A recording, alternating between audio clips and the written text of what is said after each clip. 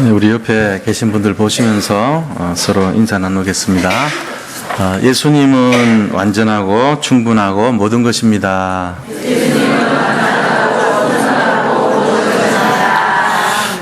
예수님을 따라 삽시다. 한 주간 한 주간마다 또 이렇게 하나님 말씀을 지속해서 공급해 주시고 우리를 말씀 따라가게 하시는 은혜 참으로 감사를 드립니다.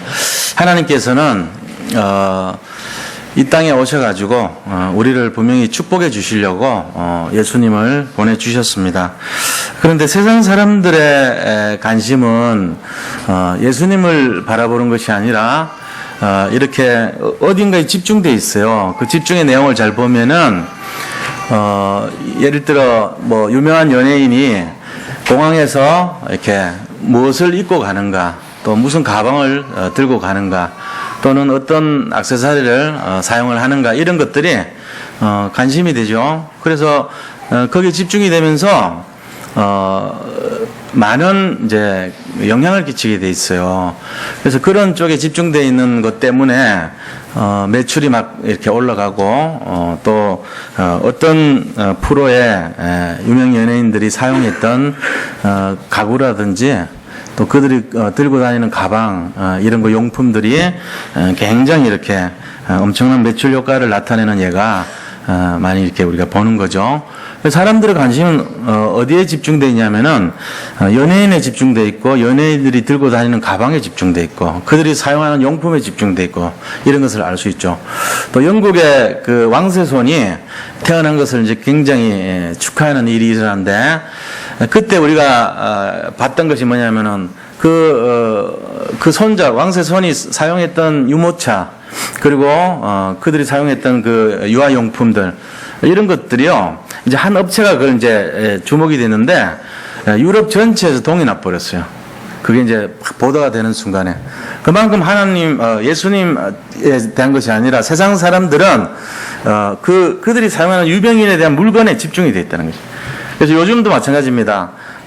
이렇게 뭔가에 이렇게 유명한 사람들이 뭔가를 갑자기 들고 온다거나 이런 걸 효과를 노리기 위해서 간접 광고 효과라는 게 있어요. 그래서 아예 대놓고 요새는 그거를 이렇게 전에는 뭐 가리고 붙이고 이런 거 있는데 그런 거 안 하고요.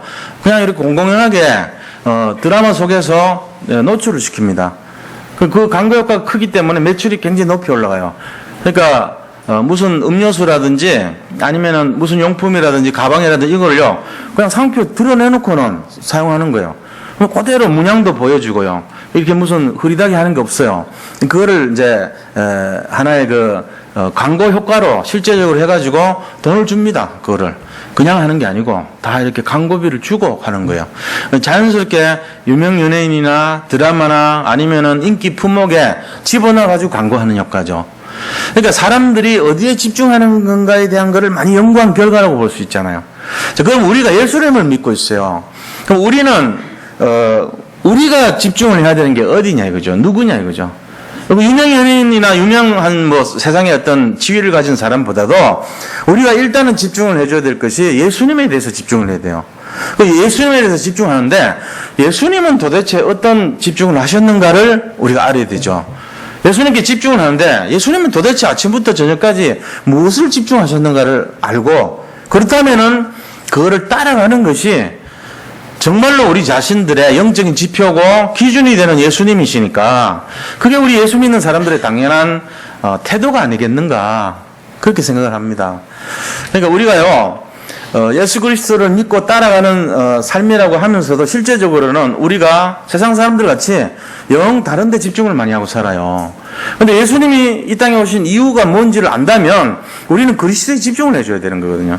근데 그리스도가 무엇을 하고 무엇을 관심을 가졌고 어떤 것을 집중하고 사셨는지를 우리가 이렇게 딱 보고 따라가야 되는 거예요. 이게 이제 중요한 포인트라는 거죠. 그래서 오늘 예수님의 집중이 어떤 것인가에 대해 가지고 우리가 그것을 다시 한번 생각을 해보고 예수님을 따라가는 그런 시작이 되기를 예수 그리스도 이름으로 축원드립니다. 이 자세가 안 되면은 우리는 믿고 구원받고 복음을 따라간다 하지만은 과연 예수님이 원하시는 뜻이 무엇인가, 예수님이 진정 집중했던 삶이 어떤 것인가를 놓치고 살 수 있어요. 그래서 오늘 이 시간에 예수 그리스도께서 집중하셨던 그 내용을 한번 살펴보고 우리도 완벽하게 그건 안 되지만 기준이 그거에 돼야 돼요. 예수님이 집중하셨던 것에 우리도 집중할 수 있는 그런 시작이 되기를 바랍니다. 그러면 이제 본론에 들어가서 첫 번째로요. 자, 오늘 예수님 보니까 기도에 집중하셨어요. 아침에 눈 뜨자마자 기도를 하셨거든요. 기도에 집중하시는 예수님입니다. 35절을 봐주시기 바랍니다. 새벽 아침도 밝기 전에 예수께서 일어나다가 한적한 곳으로 가사 거기서 기도하시더니, 이 한적한 곳으로 갔는데 새벽 밝기도 전에 그렇게 하셨다는 거예요. 예수님은 항상요, 세상 사람들과 말을 하기 전에 먼저 하신 것이 하나님과 소통을 했고 하나님께 기도하는 삶을 습관을 따라 했던 거예요. 이게 이제 예수님의 늘 하셨던 내용이죠.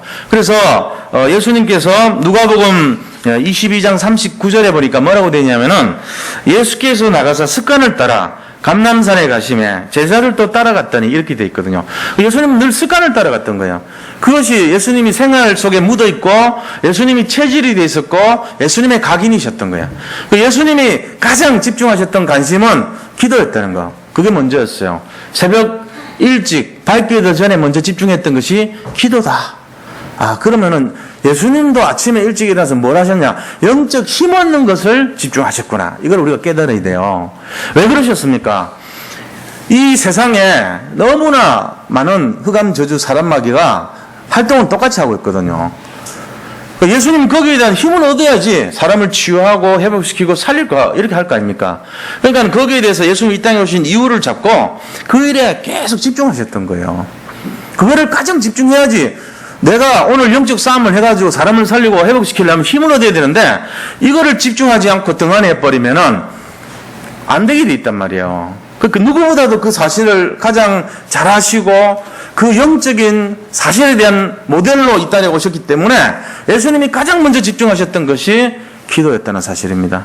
우리도 동일하게 이거를 해야 돼요. 그래서 새벽 기도를 못 나온다, 나는 아침에는 절대로 일어날 수가 없어, 이런 분이라 할지라도 자기 나름대로의 시간표 속에서 세상 사람들과 이 말을 나누고 하기 전에 아침 8시라도 일어나서 잠깐이라도 하나님 바라보고 기도하셔야 돼요. 그게 하나님 따라가는 삶이란 말이에요. 내가 진짜 도저히 육신이 안 돼가지고 하는 거야. 어떻게 할 겁니까? 체질이 안 되고 습관이 안 돼 있는데. 그런데 우리가 그 자체를 예수님 하신 것을 이렇게 등한시하고 예수님이 하시던 그 방식을 모른 척 살아가면요, 어떻게 되냐면은 우리 자신들이 습관을 따라 뭐 합니까? 아침에 기도하지 않게 되는 거예요. 습관이 배어 있는데 기도 안 하는 습관이 되어 있어요. 늦잠 자는 습관이 배어 있어요. 그래서 불이 나게 아침에 일어나서 세수하고 밥 먹는 둥 마는 둥 하고 전철에 매달려서 급하게 막 출근하는 둥 마는 둥 하다가 정신 박 차리면은 벌써 저녁이 되고 또다시 집에 와가지고 지친 몸으로 잠자기 바쁘고 또 아침에 늦잠 자고 일어나서 이 반복된다니까요. 습관을 따르기 때문에 결국은요, 거기 갇혀가지고 벗어나지 못한 인생이 돼요. 예수님을 믿는다고 하면서도 예수님의 집중이 뭐인지는 관심도 없어요. 그냥 내 삶이 막 너무 바쁜 거라. 그러니까 어떻게 되겠어요? 전혀 복음이 누림이 없죠. 하나님과 내가 능력을 얻을 시간이 없는 거예요. 바쁘게가 무지하게 바빠서. 이유가. 근데 예수님은 어떠셨냐? 그 전날 예수님이 어떻게 하셨는지를 보면 되죠. 예수님이 이 전날 새벽 일찍 일어나기 전날 하셨던 일이 뭐냐면은 가버나움이라는 곳에 갔어요. 가버나움에 가가지고 회당에 찾아가셨는데 거기 보니까 귀신 들린 사람이 있는 거예요. 그 사람을 고쳐주셨어요, 예수님이. 그 다음에 또 간 게 베드로 집에 간 거예요. 베드로 집에 갔더니 베드로가 거기에 장모가 있는 거예요. 베드로 장모가. 베드로의 장모가 열병이 걸려 누워 있는 거예요. 그러니까 이 베드로 장모를 고쳐주셨어요. 자, 이 두 가지, 귀신 들린 사람 고치고 그 다음에 베드로 장모의 육신적인 열병을 고치고 나니까 소문이 날 거 아닙니까? 저분이 보통 분이 아니야. 병 다 고치네? 귀신 들린 사람도 고치고 열병도 고쳤어. 이게 소문이 쫙 나니까 저녁 늦게 해서 많은 사람들이, 각종 귀신 들린 자들과 병 들린 사람들이 막 쏟아져 미어 터지게 들어오는 거예요. 그분들 예수님 그냥 가만 놔뒀겠어요? 아니죠. 전부 치료하신 거예요. 바쁘게로 따지면은 예수님보다 바쁜 사람이 없어요. 그렇게 늦게까지 마무리를 다 하고 나서 아침에 8시까지 늦잠 주신 게 아니고 밝기 전에 일찍 일어나서 세상 사람들과 말하기 전에 하나님을 먼저 찾았던 거예요. 우리가 이거를 원리를 잘 이해하셔야 돼요. 그래서 누가 목사님 되는 사람도 그랬다잖아요. 너무너무 힘든 거라 목회하기가. 그래 그 중에 제일 힘든 게 새벽기도 인도하기가 너무 힘들어. 몸이 천근만근이라. 맨날 사역하면 잠 좀 자야 되는데 아침에 일어나야 되니까. 그래가지고 욕을 했다잖아요. 언놈이 새벽기도 만들었냐 그러면서. 나 찾아보니까 여기 있어. 예수님이 새벽미명이. 그 언놈이 아닙니다. 예수님이십니다. 그 회개했다잖아요. 우리가 이걸요 원리를 하면 예수님이 원조예요. 예수님 닮아가는 게 우리 인생이 돼야 돼요. 예수님이 집중하셨던 게 힘없는 거 먼저 집중하셨다는 거. 우리로 말하면 아침에 일찍 일어나서 뭐합니까? 양치질하고 세수하고 나서 밥 먹잖아요. 왜요? 에너지 공급받기 위해서. 이 에너지는 육신적인 에너지란 말이에요. 근데 육신적인 에너지 전에 먼저 받아야 될 것이 영적 에너지예요. 이 원리를 모르면 기도를 왜 해야 되는데? 새벽에 잠자는 게 꿀맛인데 왜 기도하는데? 요래 나온단 말이에요. 뭐 그렇게 할 사람은 없겠지만 아유 난 기도하는 거는 진짜 못하겠어 새벽에는. 응? 잠자는 거 이거 훨씬 좋아. 내가 다른 건 다 하는데 새벽 기도는 못하겠어. 요렇게 작정을 해버린다니까. 습관을 따라 체질을 따라. 우리가요 이 신앙생활에 있어가지고 믿음이란 게 딴 거 아니에요. 평범하고 늘 반복적인 삶 속에서 조금 일탈하는 게 믿음이에요. 어떻게 해요? 복음을 위해서, 하나님 나라를 위해서, 정말로 내 자신의 육신의 소욕과 내 평안함을 아니라 하나님 영광을 위해서, 하나님이 원하시는 뜻을 위해서 내가 조금 잠을 줄이고 믿음에 결단하는 그것이요 홍해가 갈라진 역사입니다. 사실은.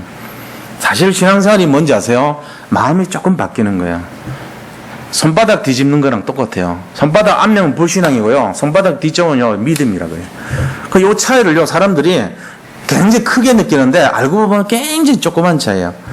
오늘부터 내가 진짜 믿음을 가져야 되겠구나, 기도해야 되겠구나 이렇게 하는 것이 홍해가 갈라졌다니까요. 근데 자기는 몰라요. 그게 어마어마한 사건이란 거를. 그러니까 우리 자신들이 요거를 안다면 일반 사업하는 분들도 그래요. 여기 통계 나온 거 보니까 옛날에는 10군데 하면은 8개가 망했대요. 요즘은요 10군데 하면 9개가 망한대요. 요즘 통계가. 통답집 거의 9군데 다 망, 90% 망해요. 대충 시작해버리면. 어설프게 하면요 하나만 살아남아요. 애매한 짜장면집 10군데 하면 옛날에는 8군데 망하고 2개 살아남는데 요새는 1개, 1.5개 요거 남는데요. 그럼 우리가 거기서 생각을 해봐야 돼요. 똑같이 하면 안 된다는 거예요. 똑같이 해가지고 전문성 없이 하고 대강 해버리면은 거의 안 되게 되는 구조가 지금 이 시대예요. 그렇다면 그 한 명이나 한 명 1.5명이 살아나는 비밀이 뭐냐면요 집중을 한 거예요. 뭐에 집중합니까? 사람들의 미각에 집중하는 거예요. 사람들의 기호에 집중하는 거예요. 사람들이 뭘 원하는가? 사람들의 관심에 집중하는 거예요. 이렇게 하면은 그 조그마한 차이인데 살아남아요.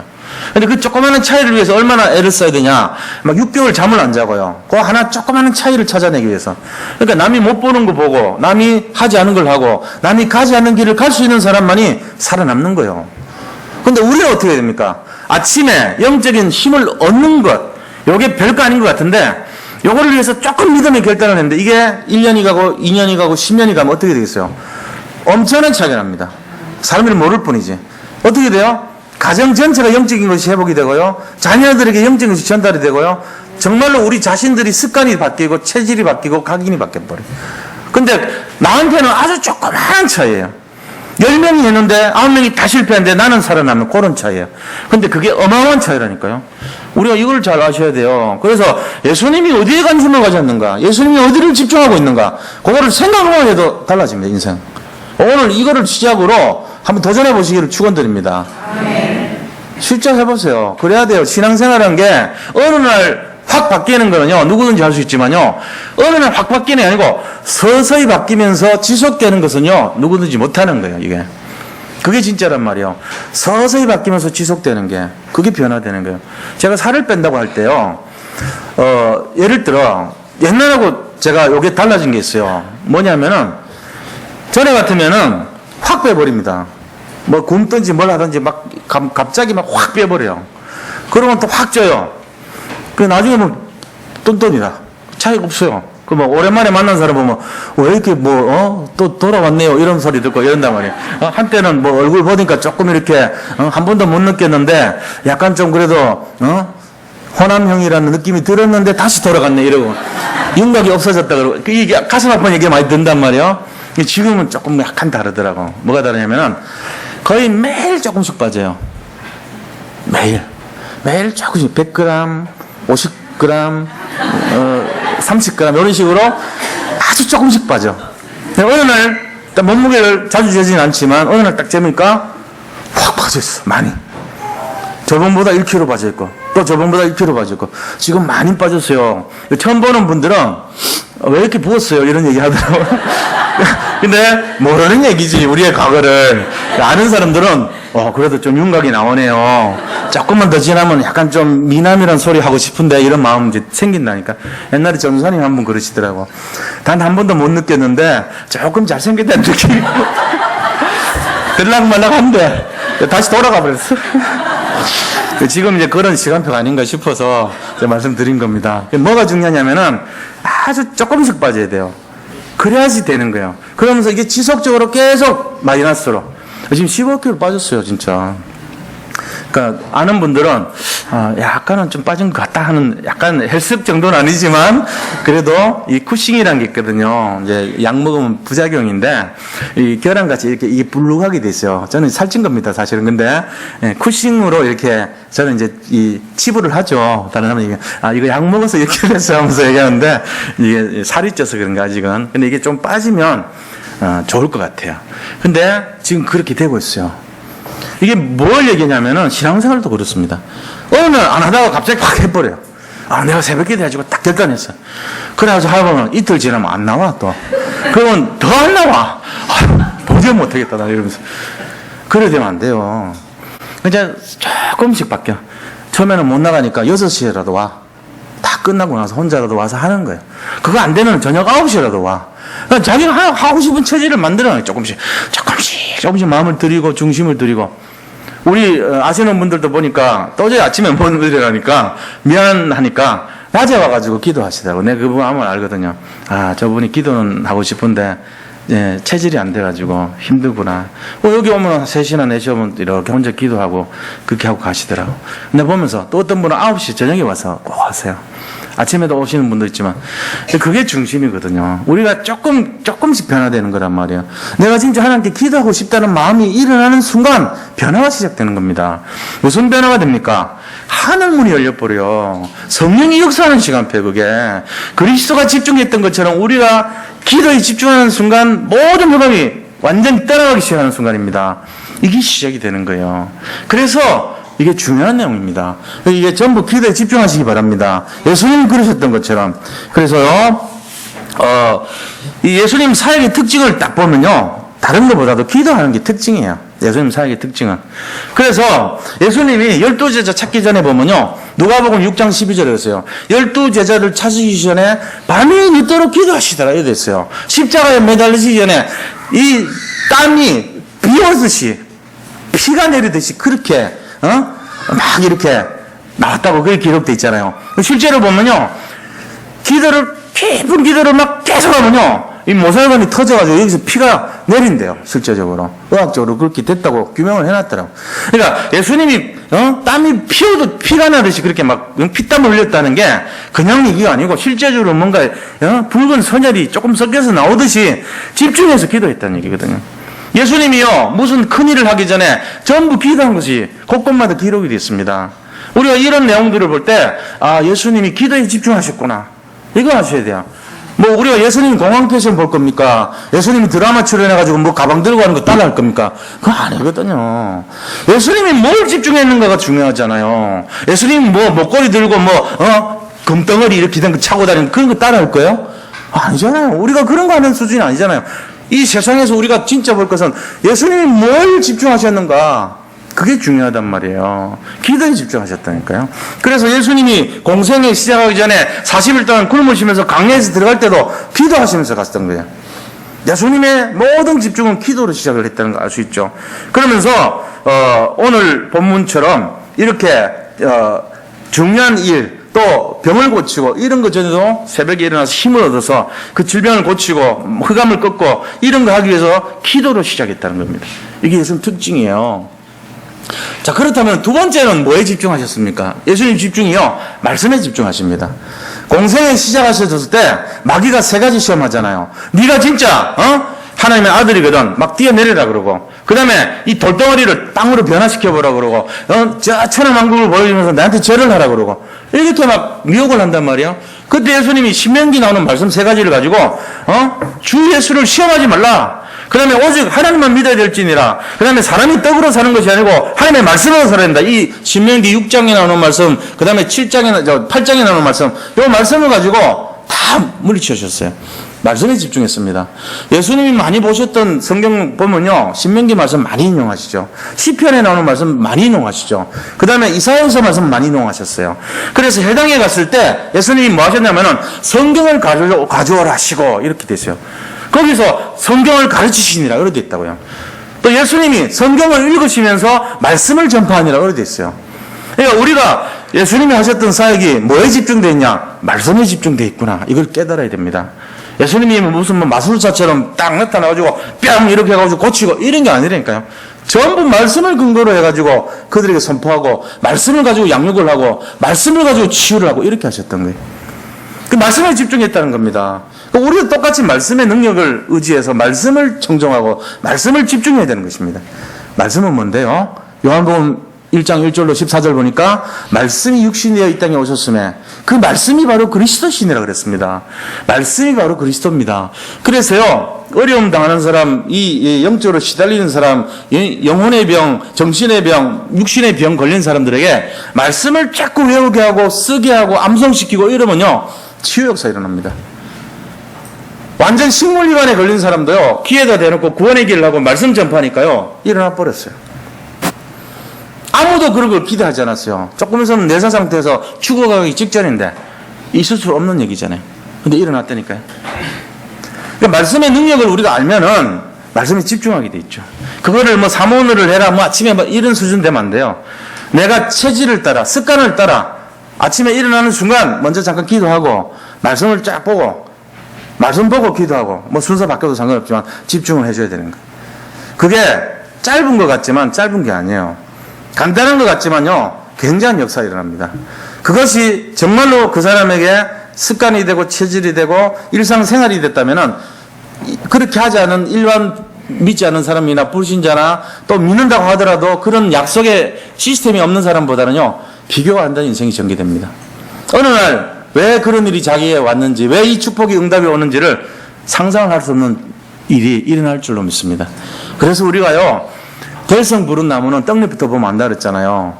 벌써 습관을 따라, 체질을 따라 이 시스템과 이 눈을, 이 믿음을 딱 준비해가지고 가요. 그 사람들은 응답받을 그릇은 다르단 말이에요. 일단은 그 벌써 하라는 얘기 딱 하고, 이게 맞구나 싶으면요, 작지만 작은 결단을 해가지고 작은 실천을 하게 됐습니다. 예수님이 집중하셨다면 나도 해야지, 예수님이 했다면 나도 따라가야지. 이게 우리 믿는 사람들의 태도가 돼야 돼요.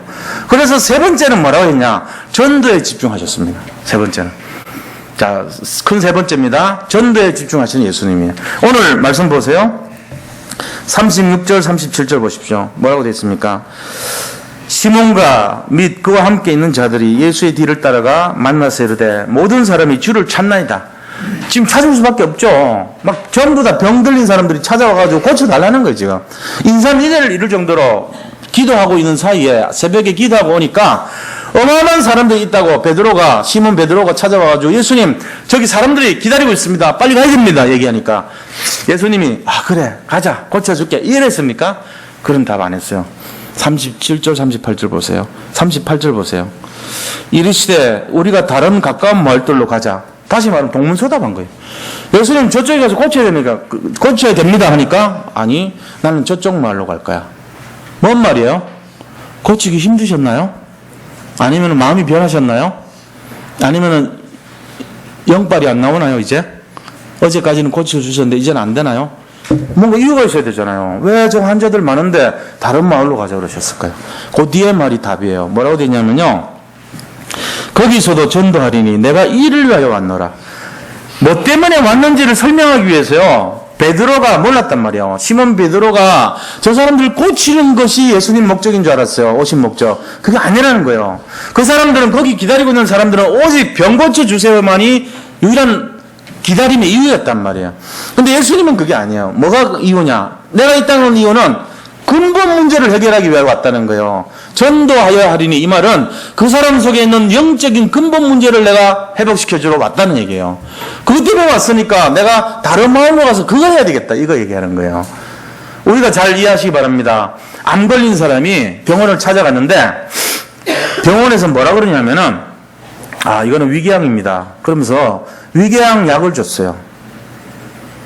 이 사람이 먹어보니까 치료가 안 돼. 나중에 암이 더 확산이 되고 퍼져서 손을 못 쓸 단계가 됐어요. 뭐가 잘못됐죠? 근본 치료가 안 된 거예요. 또 그런 경우 있죠. 막 통증이 너무 심한 거예요. 그랬더니 누구한테 갔더니 보건소 갔더니 이 돌팔이 그 의사 선생님 전염병이 통증 그러니까 진통제 처방해 준 거라. 시골에 있는 농부가 뭘 알겠어요. 주는 대로 먹었지. 싹 낫네. 야, 그 의사 선생님 대단하다 이러고 이제 왔어요. 왔는데 나중에 보니까 이게 복막염이라 감당이 안 돼. 나중에는 이 안으로 다 퍼져가지고 거기 안에 있는 게 전부 염증으로 퍼져버렸어. 빨리 진단을 냈었으면은 이 배 갈라서 수술하면 금방 될 거를 진통제 먹는 거 바람에 다시 말하면은 자기 의지로 안 아픈 게 아니고 감각을 마비시켜가지고 안 아픈 거 그거 아닙니까? 말하자면 병을 키워버린 거예요. 우리가 이런 것처럼요. 임시 처방해가지고 잠시는 해결할 수 있지만 근본이 해결 안 되면은 이 아픈 사람들이 또 병 걸립니다. 근본적으로 내 안에 있는 병의 근원을 차단해주고 이유를 분석해가지고 그거를 도려내야 되는데 그거를 처방한 게 아니고 그 증세인 통증을 그냥 감춰주게 하고 거기 증세인 뭔가 이렇게 피부가 막 뽀록뽀록한 거 그거를 그냥 처방해주고 이런 수준 되면 이 속에 썩어져 있는 거를 처방해야 되는데 이거 치료한다고 이게 없어집니까? 또 나와요. 또 치료하면 또 나온다고. 이런 짓을 하는 게 뭐냐. 예수님이 오신 이유 모르고 신앙생활 하는 사람들이에요. 그게. 우리가 잘 생각해 보셔야 돼요. 예수님이 이 땅에 왜 오셨습니까? 근본 문제를 해결하기 위해 오신 거예요. 그 근본 문제가 뭔데요? 하나님 떠난 문제, 제 문제, 사단의 문제입니다. 창세기 3장에서부터 시작된 이 근본적인 문제란 말이에요. 이거를 우리가 모르고 신앙생활을 한다는 것은 굉장히 어리석은 인생입니다. 오히려 치료받으러 가는 것 자체가 더 어리석게 되는 거예요. 예수님을 차라리 정말로 예수님을 만났다면 이 근본 문제부터 터치가 돼야 되거든요. 그런데 우리가 어떻게 합니까? 교회를 다녔는데 한번 보세요. 어떤 사람이 지금 영적으로 시달려요. 자꾸만 뭔가 이렇게 막 가위 눌림을 당하고 막 이상한 소리가 들리고 환청과 환상에 시달리고 도대체 어떻게 해야 되는지를 모르는 거예요.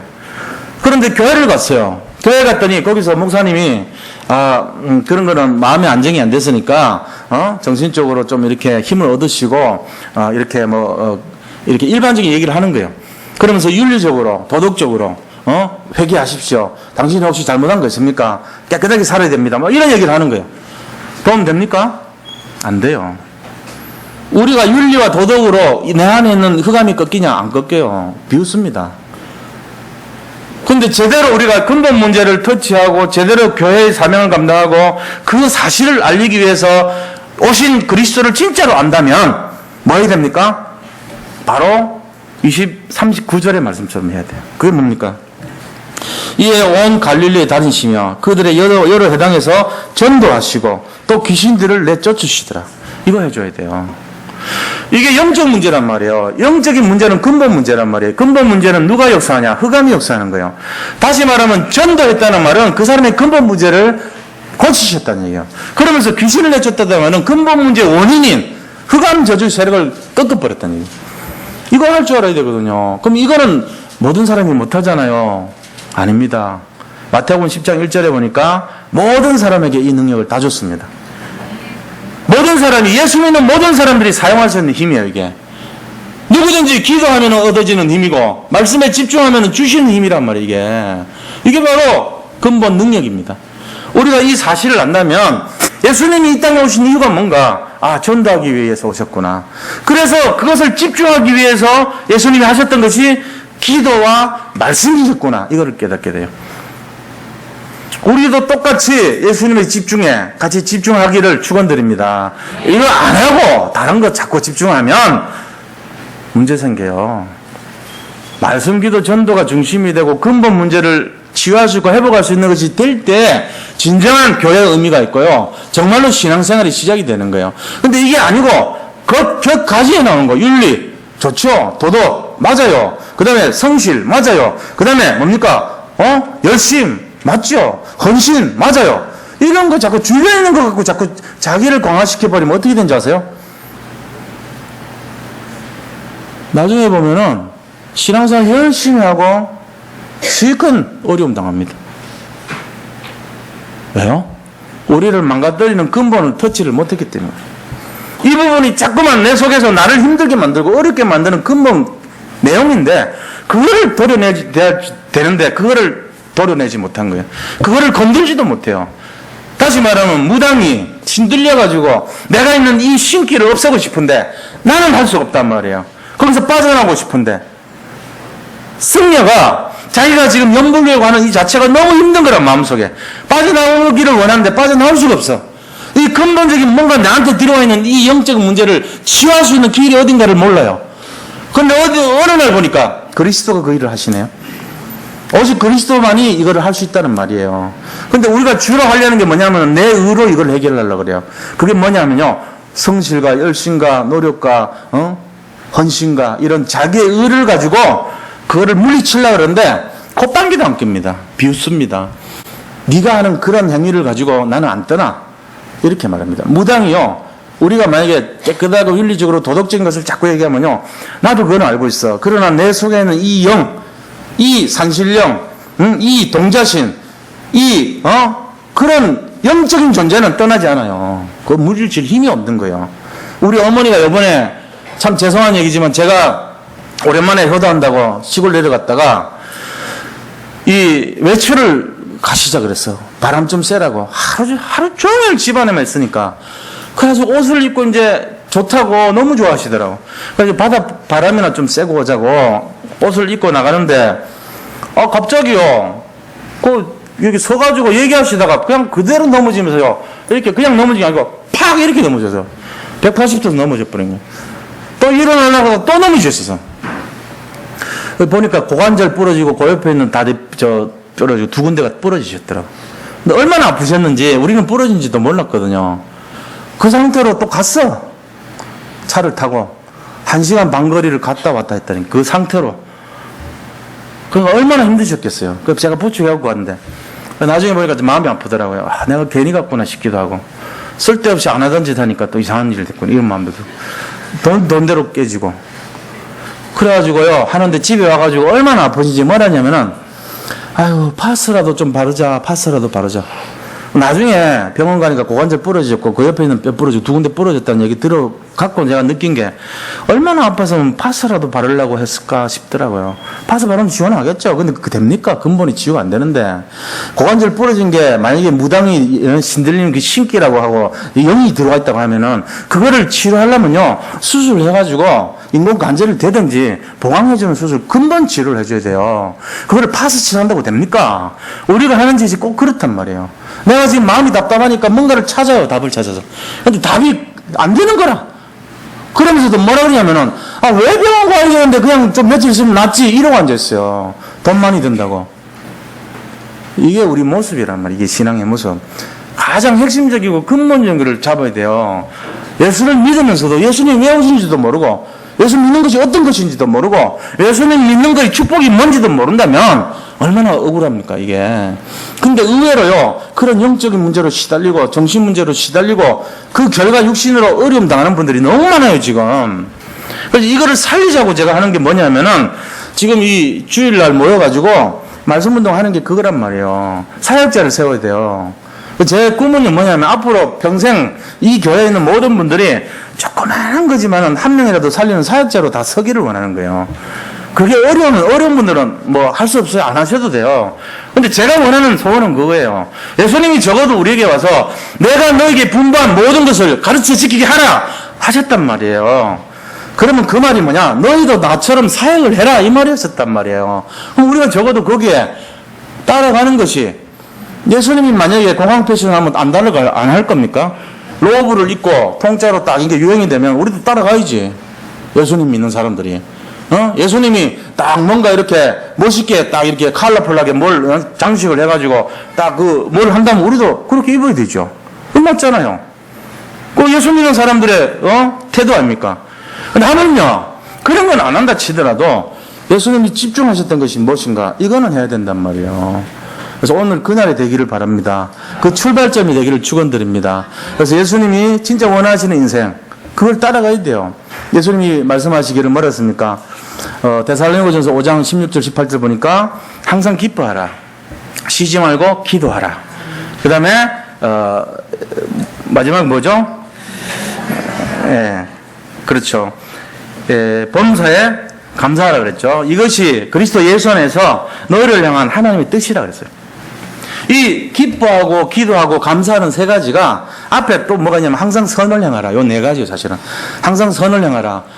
그 다음에 기뻐하라. 감사하라. 그 다음에 기도하라. 요 네 가지가 그리스도 예수 안에서 너희를 향한 하나님의 뜻이라는 거예요. 우리가 잘 따라가야 되거든요. 그러니까 기도하는 것이 하나님의 뜻이구나. 우리가 여기 방향을 맞출 줄 알아야 되고, 말씀 따라가는 것이 하나님의 뜻입니다. 전도하는 것이 하나님의 뜻입니다. 이것을 우리가 진짜로 누리는 인생이 돼야 돼요. 교회 와가지고, 좀 죄송한 얘기지만요, 시간표가 있지만 이거 하나도 모르고 사는 사람도 많아요. 말씀 기도 전도 나하고는 좀 관계도 없고, 난 솔직한 얘기로 그냥 교회 오는 거야. 그럼 구원받은 거고 됐지 이렇게 사는 분 많습니다. 틀린 건 아닙니다. 그런데 돈으로 보면요, 거의 한 8, 90% 손해본 거예요. 10% 그냥 갖고 사는 거예요. 그건 겸손한 분이고, 좀 이렇게 남들보다 욕심이 없는 분이죠. 제가 볼 때는요, 손해보는 인생이에요. 나중에 하나님 앞에 설 때 굉장히 억울할 거야, 아마. 그래서 가능하다면 그냥 못 이기는 척 제가 손 잡을 때 끌려오면 돼요. 그게 맞는 거야. 그렇게 해서 같이 훈련받고 양육받고 하다가 사람 살릴 수 있도록, 그게 맞는 거라. 그렇게 되시면 좋겠습니다. 결론을 말씀드리고 말씀 마치겠습니다. 결론은 뭐냐면요, 우리가 예수 그리스도 집중을 본받아야 됩니다. 예수님이 집중하신 것이 세 가지잖아요. 기도하는 삶, 말씀 따라가는 삶, 그 다음에 전도하는 삶. 이 세 가지가 예수님이 집중하셨던 내용이라는 거죠. 우리도 거기에 따라가는 거예요. 그 다음에 두 번째는 뭐냐면은 그리스도의 손에 잡힌 삶이 돼야 돼요. 자, 우리 스스로 솔직하게 얘기해 보자고요. 여기에서 나는 멋있고, 나 대견하고, 내가 생각해도 내가 참 괜찮고, 나 아주 참 멋있는 괜찮은 사람이야. 내가 나를 거울 볼 때보다 나는 이렇게 뭔가 좀 멋있어가지고, 나한테 그냥 아주 이렇게 감동이 많이 오고, 내가 나를 봐도 진짜 아주 이렇게 괜찮아. 나 같은 사람 있으면 나 진짜 사귀고 싶어. 이런 사람 있어요, 여기? 계시냐고요? 매일 그런 느낌 오는 사람 있어요? 그 약간 좀 나르시소스인가 그래가지고 약간 그런 계통이지. 자기 도취하고 자아 도취하는. 거의 없을 거예요. 근데 뭐라고 생각합니까? 뭔 말을 들으면 덜컥, 아이고, 나는 못하는데. 그런 걸 어떻게 하지? 그걸 어떻게 해결하지? 그 큰 문제를 어떻게 우리가 감당하라고. 난 연약해. 난 힘도 없어. 나 가진 것도 없고, 배운 것도 없고, 몰라. 나는, 내가 알고 있는 거는, 그냥, 조그마한 것밖에 몰라. 라고 우리를 본다는 말이에요. 겸손한 게 아니고 실제로. 우리가 이런 내용을 가지고 사는 게 우리 인생이에요. 그럼 어떻게 마음을 바꿔야 되겠습니까? 그리스도 손에 잡힌 자는 어떻게 돼야 되겠습니까? 한번 예를 들어 볼게요. 우리가 배구공 있잖아요. 배구공 가지고 이렇게 해가지고 그냥 그러니까 스파이스 같은 때렸어요. 때리면은 몇 킬로로 날아가냐면 손으로 강하게 치면요 120킬로 날아요. 시속. 근데 축구를 가지고 발을 가지고 축구공을 세게 때리면은 130킬로 나간대요. 발로 하니까 손보다는 발이 셀 거 아닙니까? 근데 야구 방망이 가지고요 이렇게 딱 야구공 때리면요 170킬로 나간대요. 그 다음에요 그보다 더 센 게 있어요. 골프공. 이 골프공은 셀을 가지고 하잖아요. 그 골프공 가지고 셀을 가지고 딱 치면요 시속 250킬로 날아가요. 근데 놀랍게도 가장 빨리 가는 공이 있어요. 이 셔틀콕이라 그러는데 그 위에 날개가 이렇게 달려있는 배드민턴 공입니다. 요거는 얼마 가냐면요 배드민턴 쳐가지고 확 치면요 시속 332km로 간대요. 최고속도. 뭔 말이냐면은 내가 나를 볼 때 멋있고 대견하고 사랑스럽고 기특하고 이런 사람 없잖아요. 대부분 나는 연약하고 나는 부족하고 날개 같고 나는 바람에 흔들릴 것 같고 아무런 힘도 없고 부족하고 짝이 없고 나는 아무것도 못할 사람 같고 동사무소 가가지고 뭐 하나 떼는 것도 힘들고 뭐 이런 수준인 것이 내 모습이란 말이야. 그럼 무슨 일 닥치면 가슴이 덜컹거리고 이게 우리 모습인데 그리스도 손에 잡히면 어떻게 돼요? 팍 잡히면은 332kg. 누구의 손에 잡히는 거가 중요하다고. 세상 손에 잡히고 사단 손에 잡히면 완전 이거는 문제덩어리고요. 그리스도 손에 잡히시기 바랍니다. 그러면요 약할수록 더 강한 거돼요. 부족하고 연약할수록 더 빨리 날아가요. 그렇다니까요. 이게 원래요. 우리가 뭐 잘난 게 뭐 솔직하게 따지면 힘들고 부족한 거 조성이죠. 그러나 그리스도 손에 잡히기만 하면은 최고로 쓰임받을 줄 믿습니다. 그게 원리가 어떤 거냐? 말씀, 기도, 전도 속에 잡히는 거예요. 여기에 조그만 거라도 잡히시기 바랍니다. 그러면 인생 달라집니다. 그래서 해야 되는 것이 뭐죠? 사람 살려야 돼요. 전도자의 삶. 사람 만나는 사람이 죽어오는데 손을 내밀어. 그를 잡아 일으켜야죠. 너 잘 죽어라. 나는 네가 죽음으로써 난 올라간다. 이런 심보로 살면 안 되잖아요. 이 세상 살 때 연약한 사람 이렇게 세워주고 그 다음에 힘들어하는 사람 부족한 사람 잡아서 그리스도의 손에 잡히도록 만들어줘야 되는 거예요. 이게 우리가 해야 될 사명이고 이게 우리가 감당해야 될 천명인 줄 믿으시기 바랍니다. 그때 오는 것이 천년의 응답이 오는 겁니다. 우리 모든 성도님들 정말로 하나님 앞에서 최고로 쓰임받고 승리하는 그런 축복의 증인들로 당당히 일어서시기를 축원드립니다. 네, 받은 말씀을 생각하면서 같이 한번 기도하겠습니다. 하나님 감사합니다. 오늘 이 시간 주의 성령으로 역사하시고 예수님이 집중하셨던 그 말씀과 기도와 전도에 우리도 동일하게 집중할 수 있는 믿음을 허락하여 주시옵소서. 모든 영광을 주께 돌려엎고 예수 그리스도 이름으로 기도드립니다. 아멘.